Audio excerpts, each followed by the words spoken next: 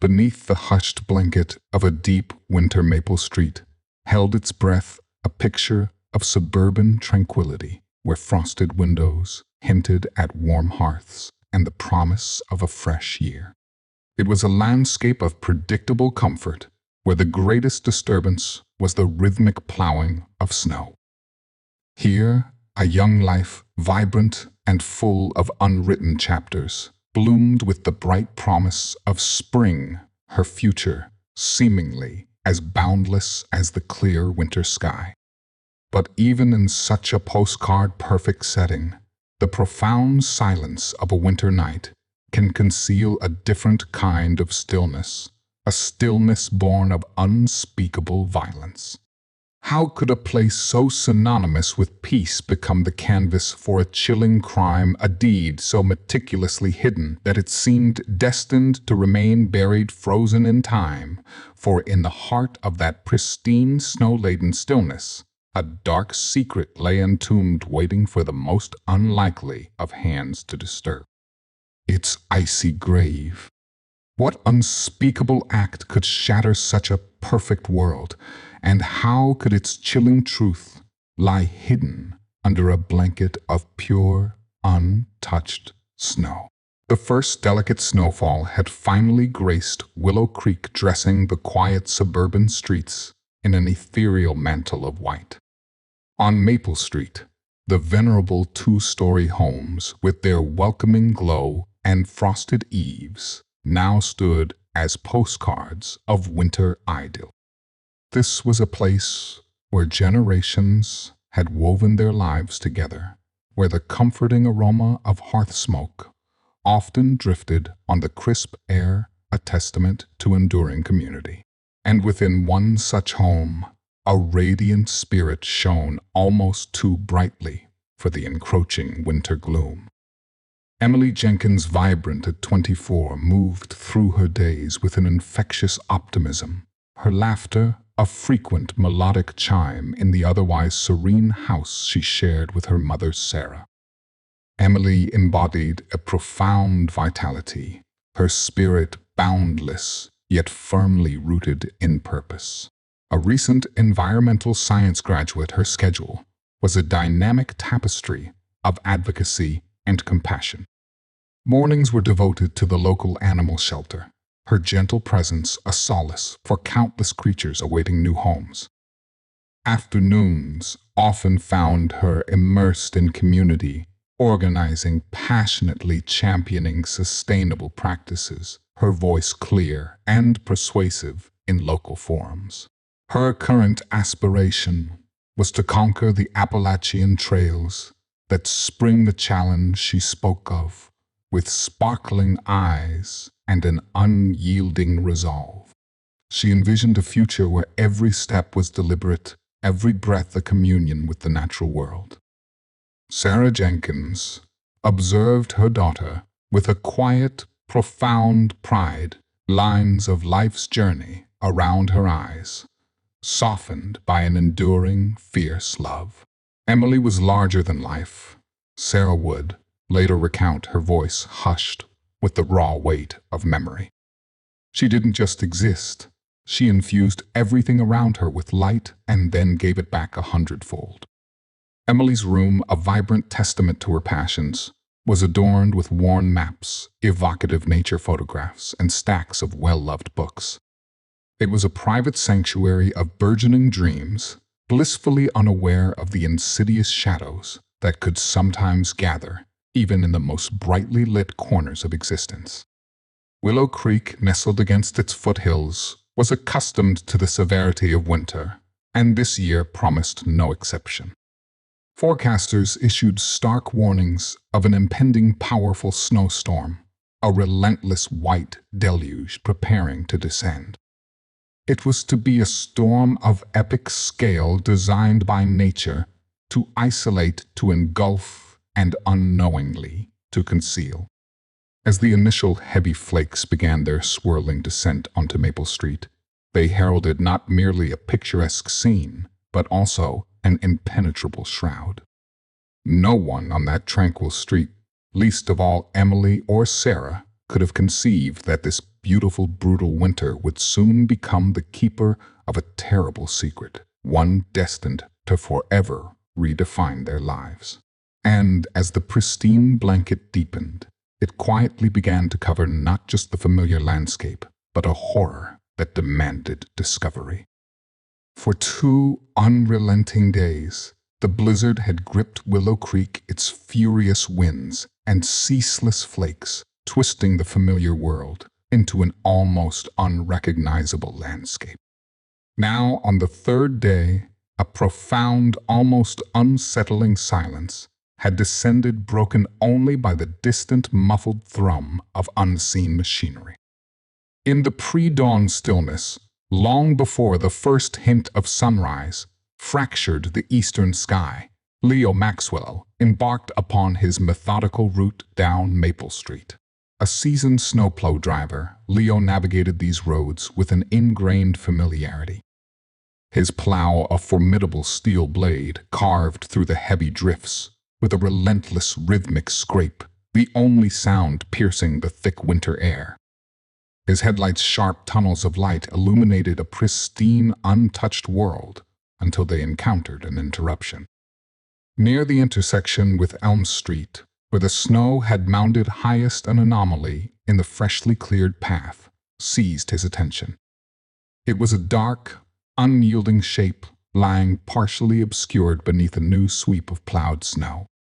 Not a discarded branch, nor a frozen block of ice, but something profoundly disturbingly other. A profound chill, colder than the biting air, began to spread through Leo's core. He instinctively cut the engine, plunging the world into an immediate, suffocating silence. The abrupt cessation of the plow's roar left only the faint sigh of the wind and the frantic thrumming of his own heart. Leo, his breath pluming in dense clouds, pushed open the heavy truck door and stepped out, sinking instantly into the deep snow. His flashlight beam, a nervous, trembling spear of light, cut through the oppressive gloom. With each heavy, labored step towards the irregularity, a sickening premonition tightened its icy grip. He fought his way through the untouched white, his boots crunching loudly until his beam finally settled on the unthinkable. There, tragically still brutally out of place against the pristine canvas, lay Emily Jenkins. The vibrant spirit that had once illuminated every room now lay irrevocably extinguished. The image branded itself onto Leo's mind with an almost physical intensity. His breath hitched, a choked gasp escape his lips as he stumbled back a step, the horrifying reality threatening to collapse his knees. It was like a punch to the gut. Leo would later recount, his voice still raw with the memory, the shock never truly receding. You just don't expect to see something like that. Not here. Not on Maple Street. His hands, numb from the cold, and now trembling uncontrollably, fumbled for his radio. "We got one down," he rasped, his voice barely audible over the sudden frantic beat of his own pulse. "Female. Looks like a fatality. Maple Street. Get homicide out here. Now." The profound silence of Maple Street had been irrevocably shattered, giving way to the shrill, urgent cries of impending sirens, signaling the end of its peaceful illusion.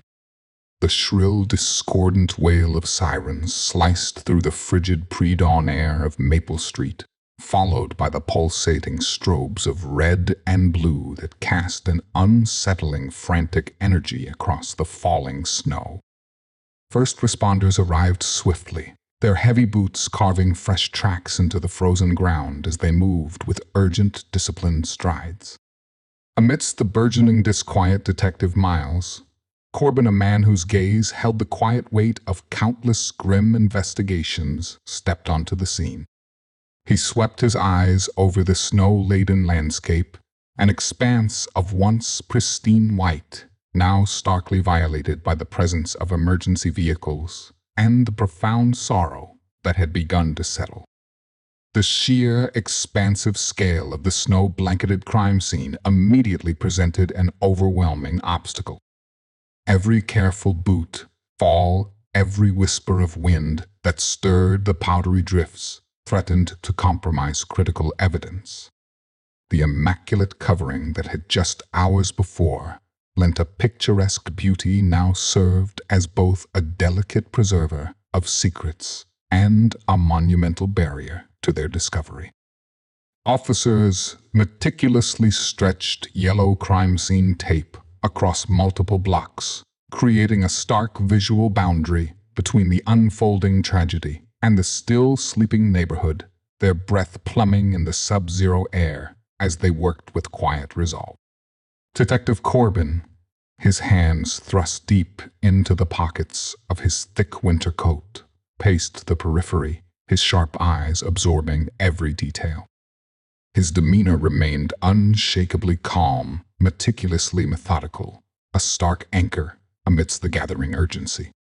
Expand the perimeter 3 blocks out. In every direction he directed his voice, firm yet even cutting through the low murmur of his team. Every entry and exit point must be logged.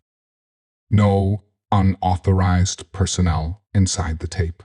I want a full grid search initiated the moment we have adequate light, but until then every square inch is sacrosanct. He turned his attention to the vast white canvas. This snow could be our most important witness, or it could be our greatest adversary.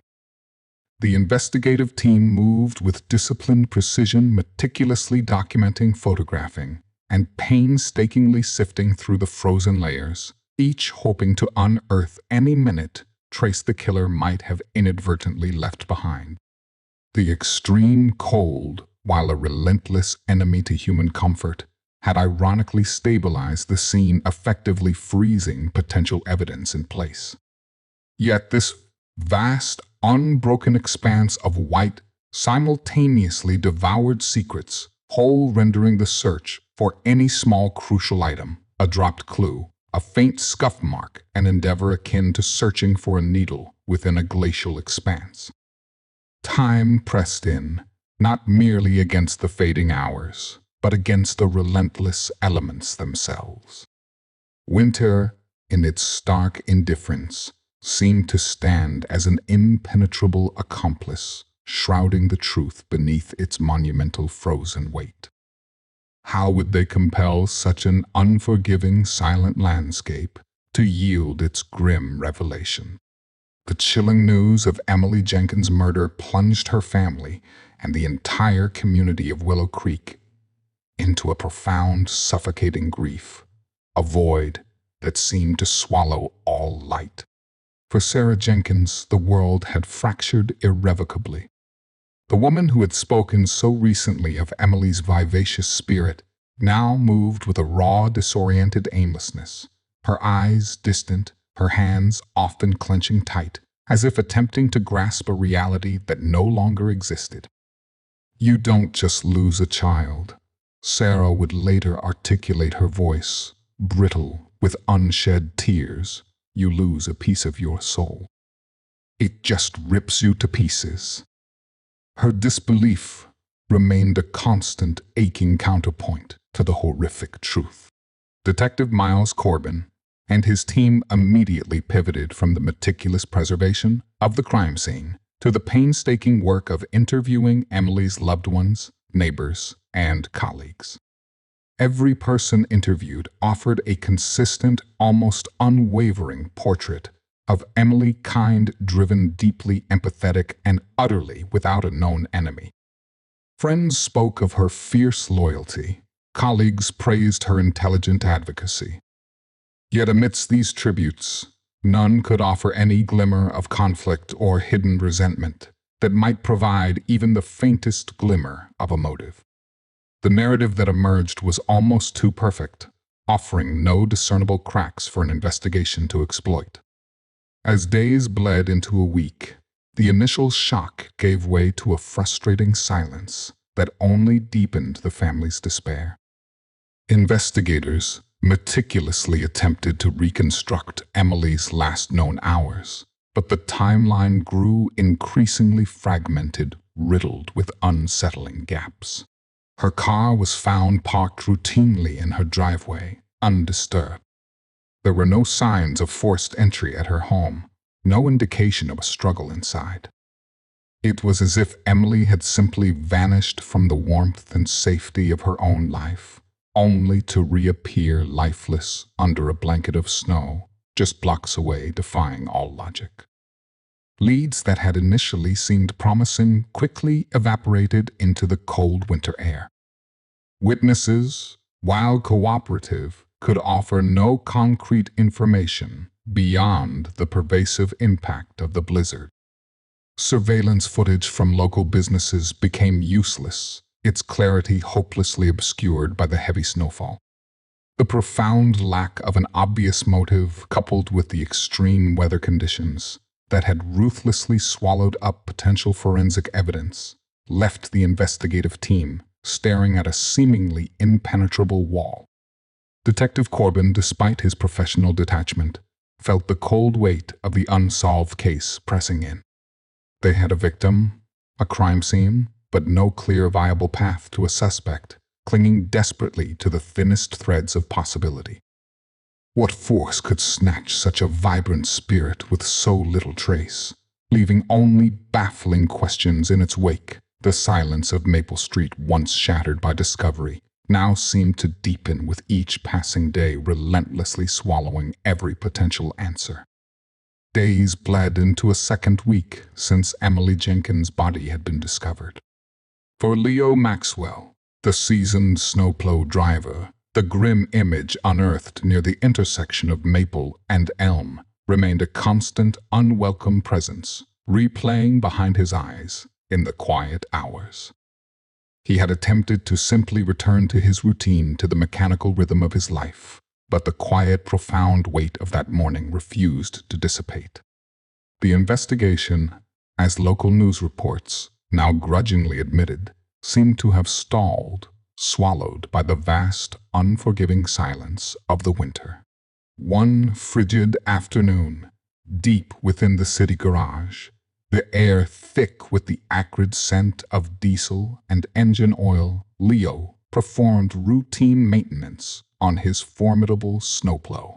His hands, still hardened from days battling the elements, moved with a practiced efficiency over the intricate hydraulic system, checking hoses and gears, wiping away layers of grime. It was a familiar, almost meditative chore, offering a fleeting respite from the haunting images that lingered. As he reached deep inside the greasy mechanisms, feeling for a specific valve, his fingers brushed against something hard, small, and profoundly out of place. It snagged stubbornly on a hydraulic hose, refusing to be dislodged easily. A flicker of annoyance crossed Leo's face.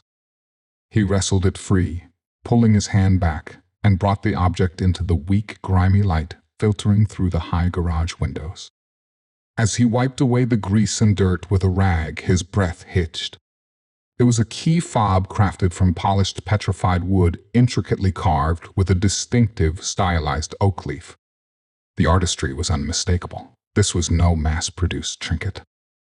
A jolt of recognition, cold and sudden, surged through him with visceral force. He'd seen that particular oak leaf design before, not in person, but prominently displayed on a local artisan's social media page, highlighted as a bespoke, unique commission. His mind, suddenly racing, replayed the entire sequence of events with stunning clarity. He remembered the exact spot on Maple Street where he had cleared the deepest drift days earlier, eerily close to where Emily's body had been found. He remembered the abnormal resistance. His plow had met the groan of the hydraulics as it pushed through a particularly stubborn mound of snow. The key fob, singular and undeniably out of context, had been caught and dragged, then tangled within the very machinery that had cleared the path to Emily's tragic discovery. A mundane act of maintenance had just unearthed a profound and terrifying link to a brutal crime. The sheer horrifying serendipity of the discovery was almost unbearable.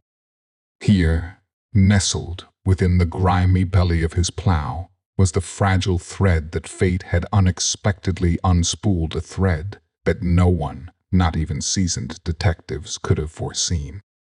Leo's heart hammered against his ribs, a frantic drumbeat in the sudden, absolute quiet of the revelation. He stared at the small wooden artifact, now gleaming faintly in his hand, a tangible piece of the intricate puzzle that had eluded investigators for weeks. What had seemed an insurmountable wall of silence now revealed a tiny, fragile crack, a glimmer of desperate hope in the overwhelming gloom. Without a moment's hesitation, Leo fumbled for his cell phone, his fingers clumsy with a potent mixture of dread and a surging, desperate hope. He dialed Detective Corbin's direct line, the number he'd been given that grim morning. "Detective," he rasped, his voice tight with suppressed urgency. "It's Leo Maxwell, the plow driver. I think I just found something. Something important. It was in my plow." The long-stalled investigation had just been thrown a lifeline from the most improbable of sources in the most unexpected of places. A seemingly insignificant piece of wood, lost and buried in the snow, now held the potential to shatter a murderer's meticulously guarded secret. The unique key fob delivered to the precinct by a visibly shaken Leo Maxwell instantly reignited a languishing investigation. Its small carved form, now meticulously cleaned of the plow's grime, lay on an evidence tray, a silent, potent testament to an unforeseen turn of events. Detective Miles Corbin, his gaze fixed on the intricate oak leaf design, felt a surge of professional focus. "This is it," he murmured, an almost imperceptible acknowledgement to the forensic technician, already initiating preliminary analysis. Initial forensic examination swiftly corroborated Leo's account. The polished, petrified wood bore distinct abrasions and pressure marks, entirely consistent with having been snagged and dragged by heavy machinery. It was definitive proof of its harrowing journey through the snowplow. The intricacy of the oak leaf, a swirling knot of branches and leaves, was more than just decorative. It was the crucial identifier. Far too distinctive for any mass production, it spoke of singular artistry. Acting swiftly on Leo's informal tip regarding the artisan's online presence, investigators readily identified Elias Thorne, a reclusive woodworker celebrated for his bespoke creations. His small, cluttered studio on the outskirts of Willow Creek was steeped in the scent of sawdust and aged timber, and his online portfolio prominently showcased similar key fobs as unique commission. Detective Corbin and his partner, Detective Lena Hansen, arrived at Thorne's workshop. The rustic building, permeated by the earthy aroma of his craft, seemed a world apart from the grim reality of a homicide. Elias Thorne, a man whose hands bore the permanent marks of his trade and whose demeanor was carefully reserved, met them with an initial wariness. He was a craftsman, accustomed to the quiet solitude of his work, not the stark intrusion of law enforcement. As Detective Corbin gently presented the retrieved key fob, placing it amidst various tools on Thorne's workbench, Elias's eyes widened a flicker of surprise, breaking his placid expression. He picked it up his thumb, instinctively tracing the familiar contours of his own artistry. "Yes," Elias confirmed, his voice a low, gravelly murmur. "There is not another exactly like it."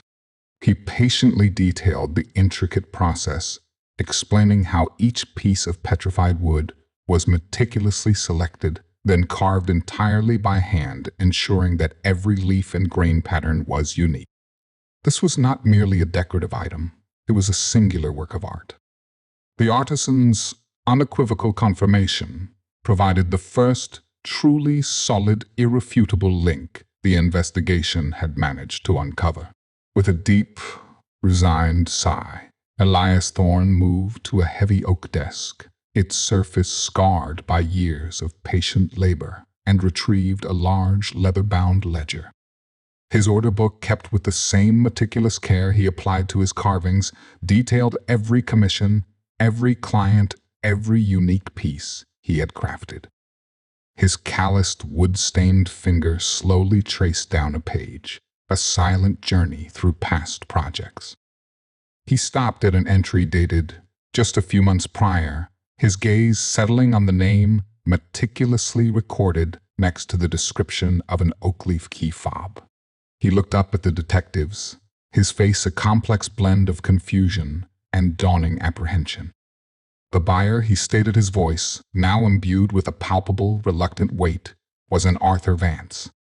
The name Arthur Vance sparked no immediate recognition for Detective Corbin, nor for Detective Hansen.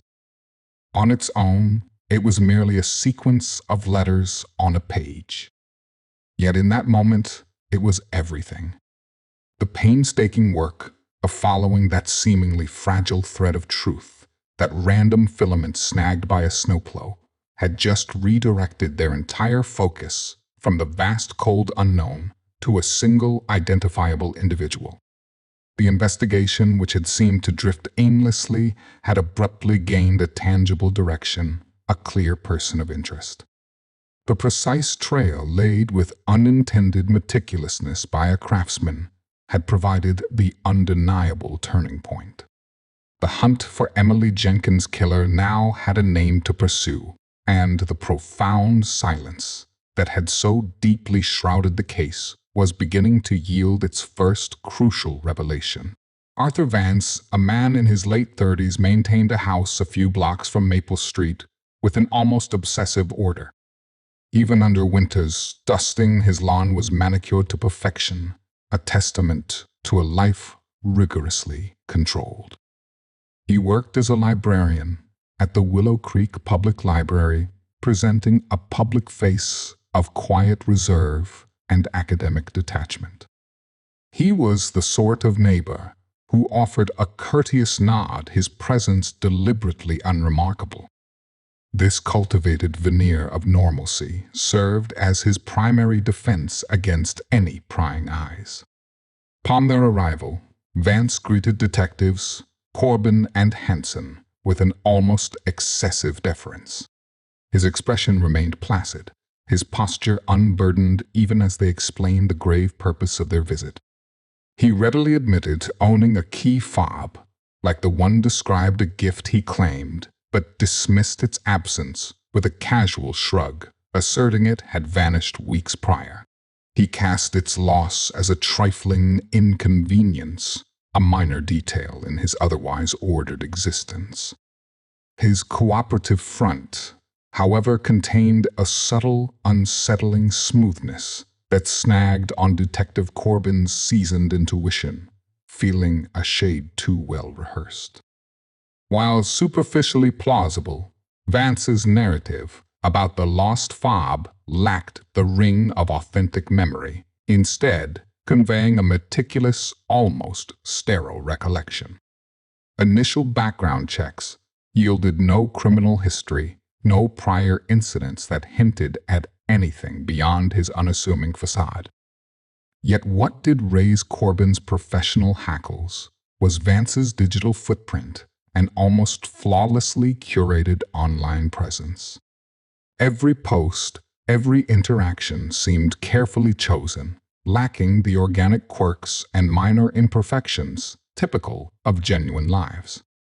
This unnatural perfection, rather than reassuring, deepened the detective's quiet apprehension, suggesting a man obsessed with controlling his outward image. The first undeniable fissure in Vance's meticulously maintained veneer appeared not through human testimony, but through the unblinking eye of technology. Days into the frustrating search for answers, a traffic camera from a convenience store on Elm Street 2 blocks north of Maple revealed a chilling detail. Dated to the precise night of Emily's disappearance, the grainy time-stamped video captured Vance's silver sedan. It was driving in a direction utterly inconsistent with any route he had described for that evening, or indeed any routine he maintained.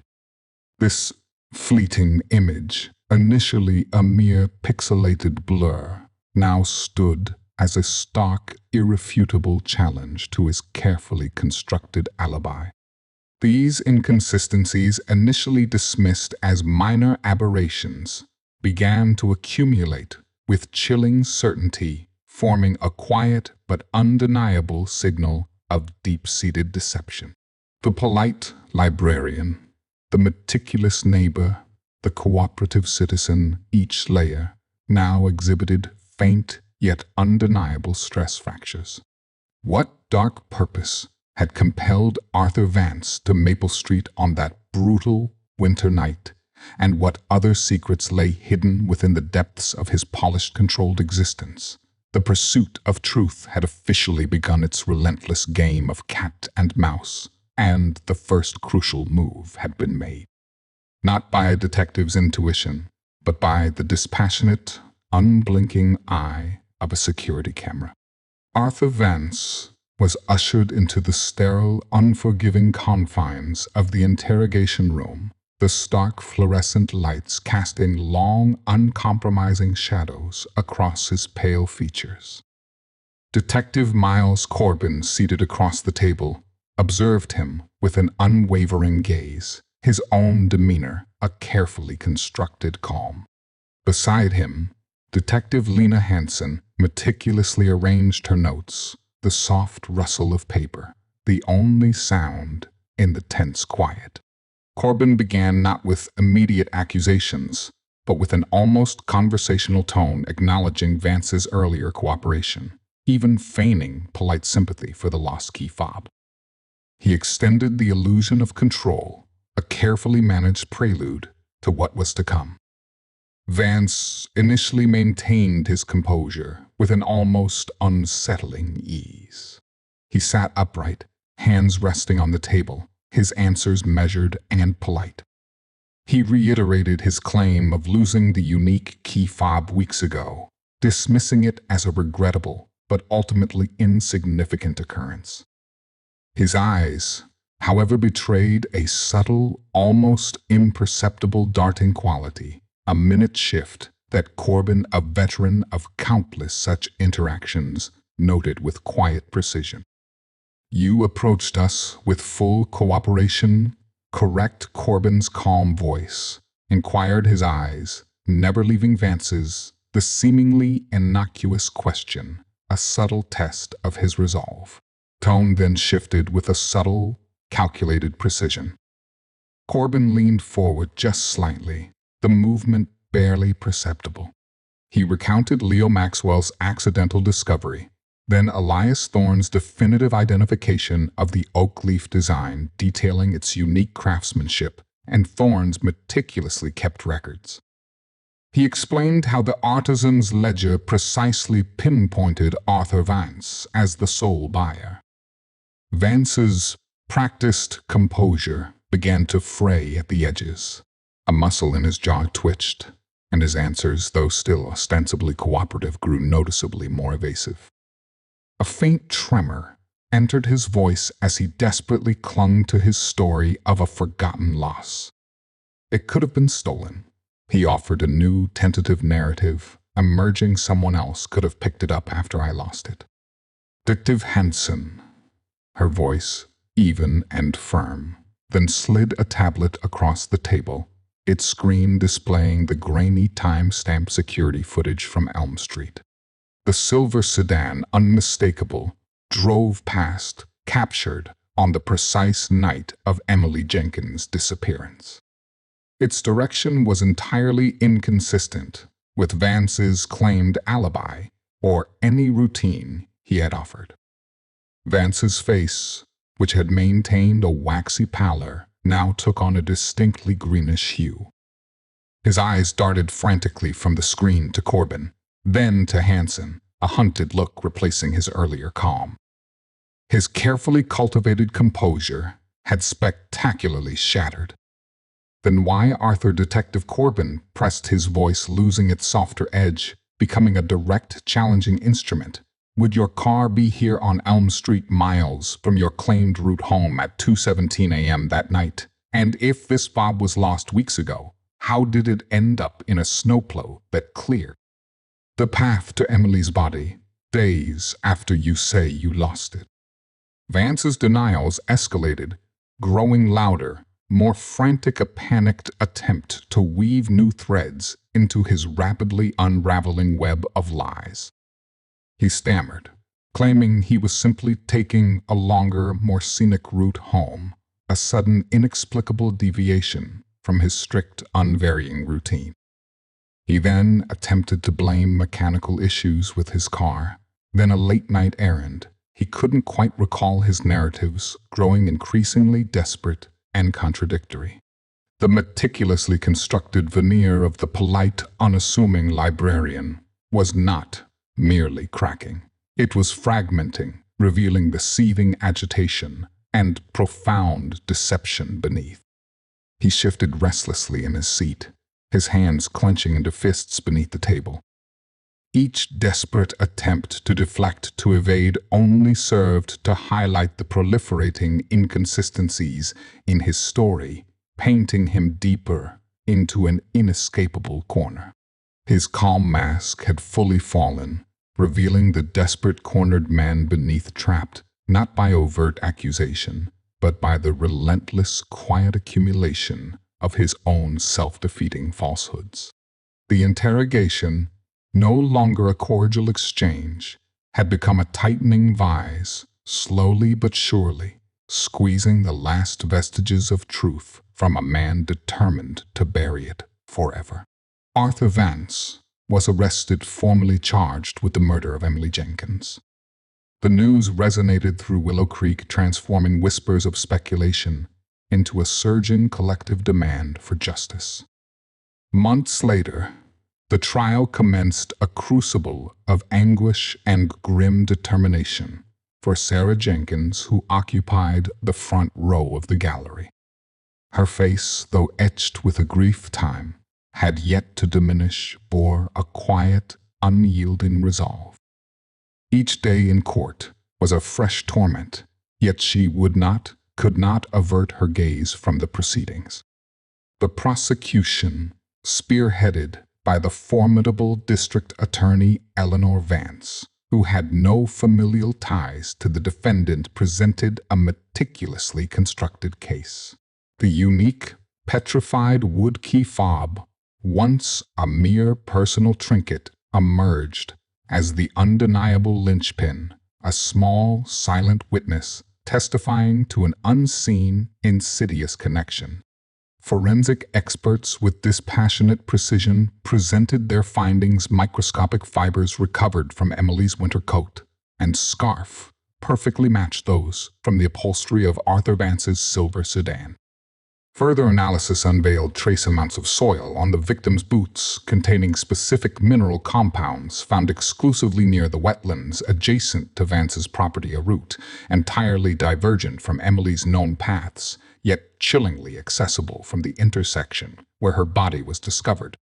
Timeline painstakingly re-established through cell phone pings, traffic camera footage, and the few corroborating witness statements that had finally surfaced placed Arthur Vance within undeniable proximity of Maple Street at the estimated time of the murder.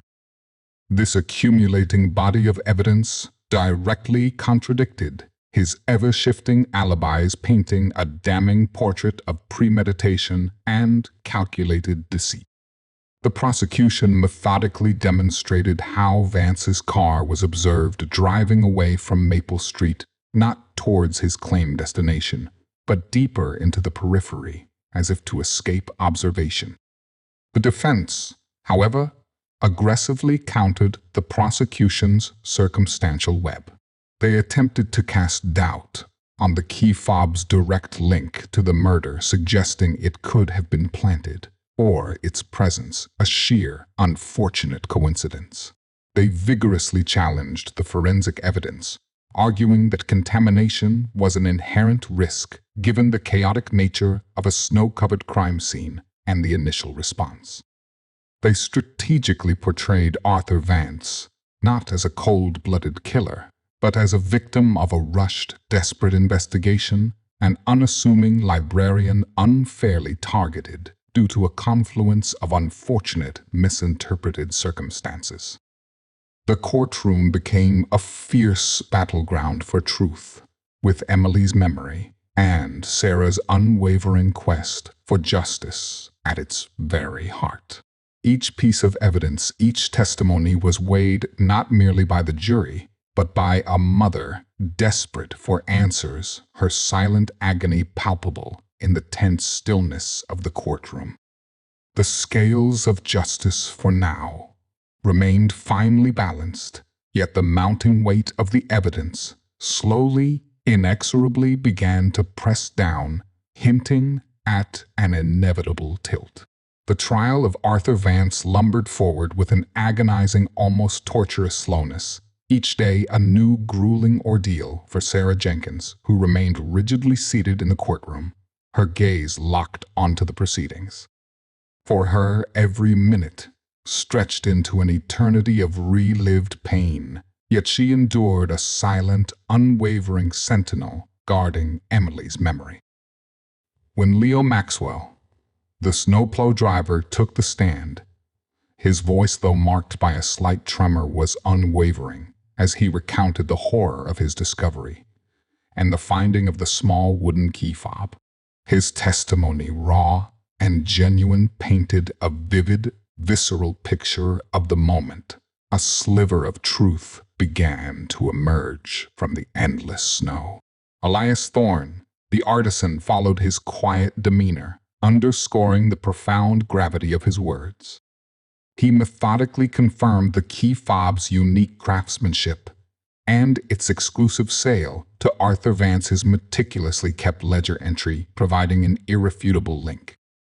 "There is no other like it," Thorne stated, his voice steady, his eyes meeting the jury's, cementing the singular nature of the critical evidence. Forensic analysts then presented their findings with dispassionate precision, detailing a cascade of scientific data. Microscopic fibers from Vance's car perfectly matched those on Emily's clothing, and unique soil compounds on her boots pointed directly to the wetlands near Vance's residence. Location far from Emily's home, but chillingly accessible from the intersection where her body was found. This intricate tapestry of data points, meticulously woven, undeniably placed Vance at the crime scene. District Attorney Eleanor Vance, with compelling rhetoric and an unyielding focus, methodically dismantled the defense's counter-arguments. She exposed the flimsy nature of their claims, demonstrating how each piece of evidence, when viewed collectively, eliminated any plausible alternative scenario. She skillfully painted a chilling tableau of opportunity, calculated deception, and a meticulously planned crime, dismissing the notion of mere unfortunate coincidences. This was not a random act, she asserted, her voice resonating through the courtroom. This was the deliberate work of a calculated predator, lurking in the shadows, waiting for the opportune cover of a storm. The true turning point, however, arrived during Arthur Vance's own cross-examination. Called to testify in his own defense, Vance initially presented a facade of calm, delivering well-rehearsed answers with a practiced smoothness. But under the relentless surgical questioning of Eleanor Vance, his composure began to buckle. His carefully constructed narratives faltered, his evasions growing increasingly transparent. He stumbled over crucial details, contradicted previous statements, and displayed a chilling, almost clinical lack of empathy as he spoke of Emily Jenkins, treating her almost as an abstract problem rather than a vibrant human life.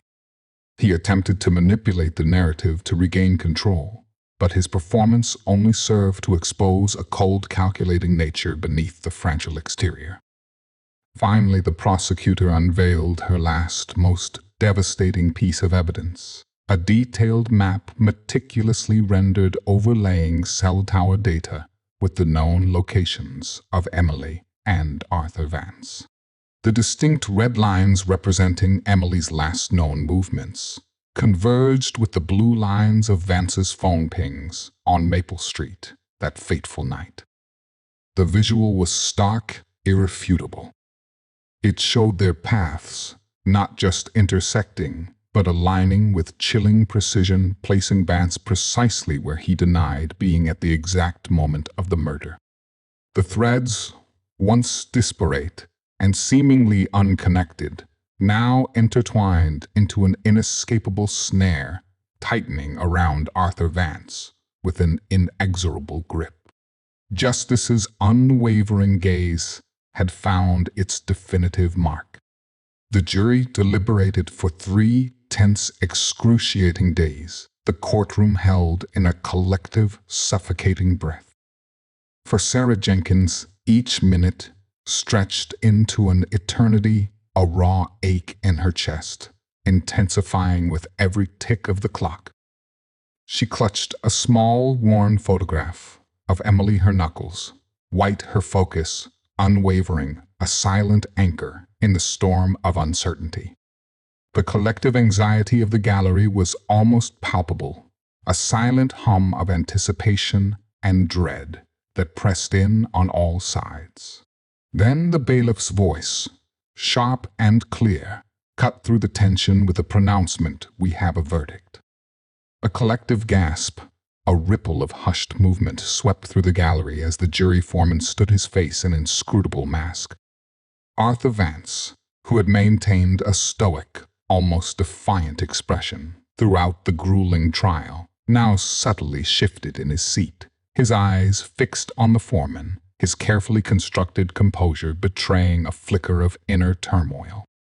The air crackled with a finality that seemed to vibrate off the very walls of the courtroom.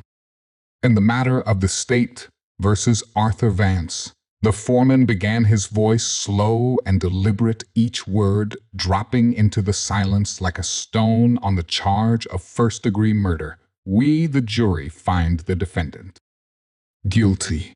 A choked sob escaped Sarah Jenkins' lips, quickly followed by a quiet, tearful exhale that seemed to release weeks of unbearable tension, a profound weight lifted from her chest. A wave of relief tinged with the enduring, profound sorrow of her loss washed over the gallery.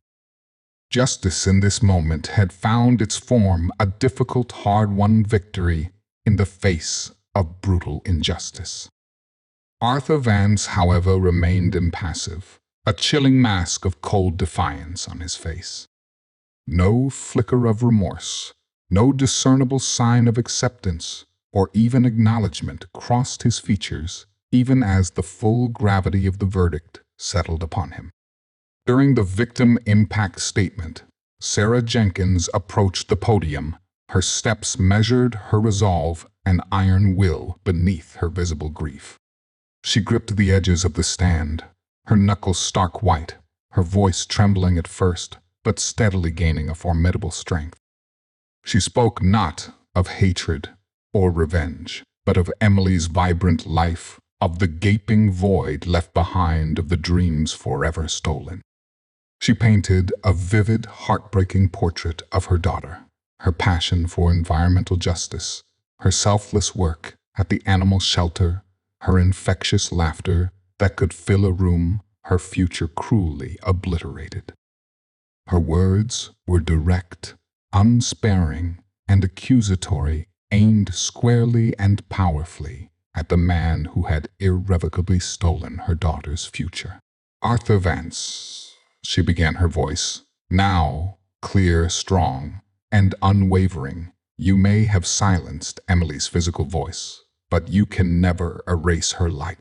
You tried to bury her literally and figuratively under a blanket of snow and lies, but you utterly failed. Emily lives on in every person she touched, in every life she changed, in the very good she inspired. Her eyes, burning with a mother's agony and an unyielding will, locked onto Arthur Vance, who sat impassive, offering no remorse or apology, a void of humanity. My daughter was a gift, a force of good in this world, a person who deserved a lifetime. And you, she concluded, her voice rising with a determined, righteous power, you are a stain on humanity. Arthur Vance must never be allowed to walk the earth as a free person. The moment hung heavy in the air, a stark, profound underscore to the enduring pain of loss, powerfully juxtaposed with the hard-won accountability.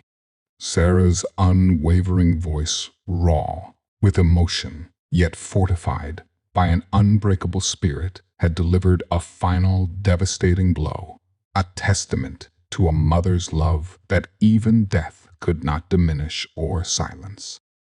The verdict echoed a cold, hard truth of legal justice in the courtroom, but Sarah's words were the true sound of emotional justice, resonating with a power that transcended the formal legal proceedings and spoke directly to the heart of the tragedy. Years later, Street still presented a picturesque suburban fayade, its tree-lined avenues and welcoming homes returning to a quiet rhythm. Yet beneath the veneer of renewed tranquility, an invisible scar lingered, a permanent mark left by the winter's brutality and the horror it concealed. The memory of Emily Jenkins and the chilling act that had stolen her future remained a somber undercurrent in the community's collective consciousness. Detective Miles Corbin, now a captain, often reflected on the Maple Street case, as it was known within the precinct. His office filled with case files, and the low hum of ongoing investigations offered little respite from the weight of past horrors. But Emily's case stood out as a testament to the unpredictable nature of justice. He remembered the frustrations, the cold trails, the days when hope dwindled to almost nothing. He frequently spoke of Leo Maxwell's unexpected discovery, emphasizing its crucial role. "It's often the things you least expect," Captain Corbin would muse, his gaze distant, fixed on a framed photograph of his former team, the smallest, most overlooked details that break a case wide open. A speck of dust, a single fiber, a key fob snagged in a snowplow, they're all witnesses waiting to be heard. His voice, though still pragmatic and procedural, carried a subtle undercurrent of the profound satisfaction that comes with delivering justice, tempering the quiet burden of his career. Sarah Jenkins, though forever marked by the gaping void Emily's death had left, had found a resolute strength in advocacy. Her grief, once all-consuming, had gradually transformed into a quiet, unwavering resolve to ensure no other family endured such a silent, unanswered agony. She channeled her pain into action, volunteering with victim support groups, lending her voice to legislative efforts aimed at improving cold case investigations and offering comfort to others navigating the treacherous landscape of violent loss. She often visited a small, elegantly crafted memorial bench carved from local oak, placed in a quiet corner of the Willow Creek Arboretum, a space dedicated to Emily's memory. Each spring, she would plant fresh, vibrant flowers, there their delicate blooms, a poignant counterpoint to the harshness of winter and the darkness it had once hidden. Leo Maxwell, the snowplow driver whose perilous find had irrevocably altered the course of the investigation, had eventually retired, but the incident remained a profound chapter in his life. He often spoke of the almost unbearable burden of that discovery, the horror of it, but also the quiet pride in knowing his actions had led to a measure of justice. "It just goes to show," he'd tell his grandchildren, his voice tinged with the wisdom of experience. You never know what the day will bring, or what secrets the world is trying to tell you. The conviction of Arthur Vance and his subsequent life sentence offered a form of closure, but it could never truly mend the broken pieces of Sarah's heart, nor erase the memory of Emily. Yet, through Sarah's tireless efforts and the collective remembrance of a community that refused to forget Emily Jenkins' vibrant spirit, so full of promise, continued to cast its light. Maple Street eventually shed its visible scars, its homes once again glowing with warmth. But the profound lesson of that brutal winter remained. Even in the most peaceful corners of the world, darkness can hide, yet the relentless pursuit of truth, often guided by the most improbable of clues, and the enduring resilience of love are eternally intertwined in a legacy of remembrance. In the coldest shadows, even the smallest truth can carve a path to justice, ensuring no life is truly lost to the dark. If you want to keep following the unwavering pursuit of justice, often sparked by the most unexpected discoveries in the shadows, hit that subscribe button for more untold stories. Don't forget to subscribe to Shadow Files and hit the notification bell.